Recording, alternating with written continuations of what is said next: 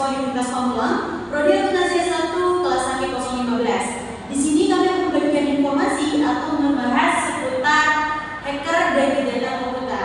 Baik, sebelum masuk ke pembahasan materi, izinkan kami memperkenalkan diri terlebih dahulu. Dimulai dari saya, perkenalkan nama saya Rizky Alfian Koen, dan akan dilanjut oleh rekan saya lainnya. Dimulai dari posisi kiri sebelah saya, silakan. Perkenalkan, nama saya Muhammad Tifai. Perkenalkan, nama saya Elsie Dinudin. Perkenalkan, nama saya Sherly Cahyandani.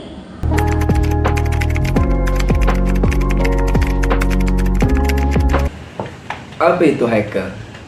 Seorang hacker adalah orang yang memiliki kemampuan teknis tinggi dalam bidang komputer dan jaringan. Dan mereka dapat menggunakan kemampuan ini untuk bertujuan baik atau buruk. Itu tergantung pada niatnya mereka. Dan apa itu kejahatan komputer? Kejahatan komputer juga dikenal sebagai kejahatan cyber.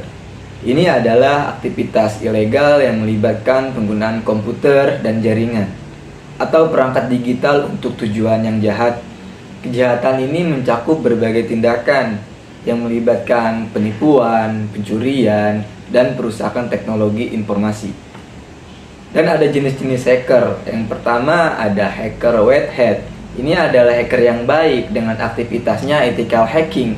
Tujuan mereka untuk melancarkan aksinya adalah untuk menguji keamanan jaringan komputer di perusahaan. Lalu yang kedua ada hacker black hat.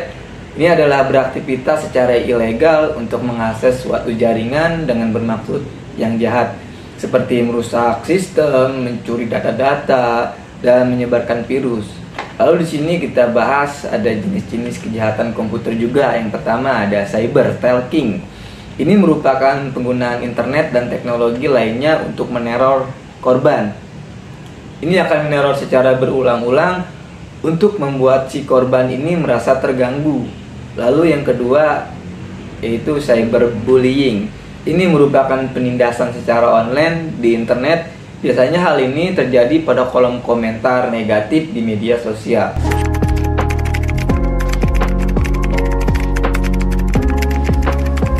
Ada 3 modus hacker dalam melakukan kejahatan. 1. Penggelabuan.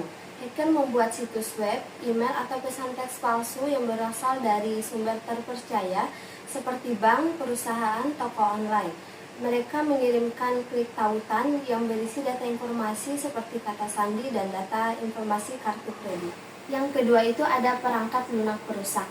Hacker menyebarkan virus atau ROM atau trojan ke perangkat korban, sehingga perangkat tersebut dapat mencuri file, mencuri data, atau mengambil alih kontrol perangkat tersebut.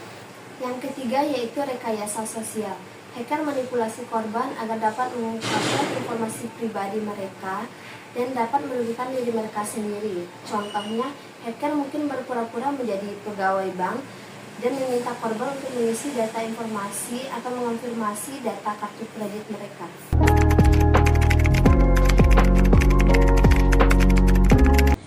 Baik, di sini saya akan menjelaskan tentang dampak dari kejahatan komputer atau cybercrime.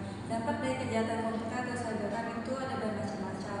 Yang pertama, korbannya bisa berasal dari pengguna. Yang dimaksud pengguna di sini adalah seorang individu atau suatu organisasi yang dapat menyebabkan seorang individu atau suatu organisasi tersebut mengalami trauma atau ketakutan terhadap media maya. Selain itu, ada pula dampak lain dari kejahatan komputer atau cybercrime. Contohnya seperti kerugian finansial, kebocoran, dan penyalahgunaan informasi atau data, dan gangguan fungsional pada sistem yang terkena serangan komputer atau cybercrime.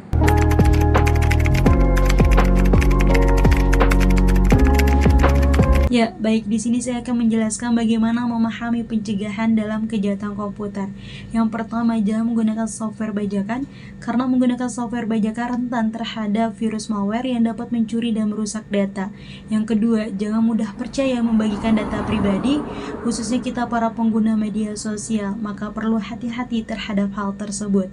Yang ketiga, hindari penggunaan jaringan wifi publik yang tidak terinskripsi, maksudnya adalah tidak terjaminnya protokol keamanan yang sesuai. Yang keempat, ini yang paling penting, yaitu gunakan perangkat lunak antivirus. Hal ini untuk menetralisir terjadinya atau potensi ancaman. Nah, Bagaimana cara kita mengatasi jika permasalahan tersebut telah terjadi? Yang pertama, tentunya perlu mengisolasi sistem yang terdampak. Yang kedua, perlu adanya pemulihan dan perbaikan berkelanjutan. Dan yang ketiga, yaitu peningkatan keamanan seperti kata sandi. Nah, yang perlu diperhatikan adalah membedakan kata sandi dan Gmail yang terkait atau tersangkut terhadap akun-akun seperti perbankan ataupun media sosial. Ya, kesimpulan dari apa yang telah kami sampaikan, memang tidak bisa 100% kita menghindari hacker dan kejahatan komputer.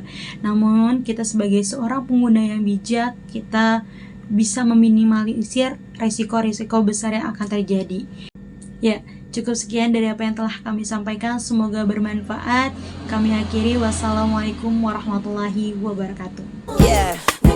Yeah, Bobby Valentino.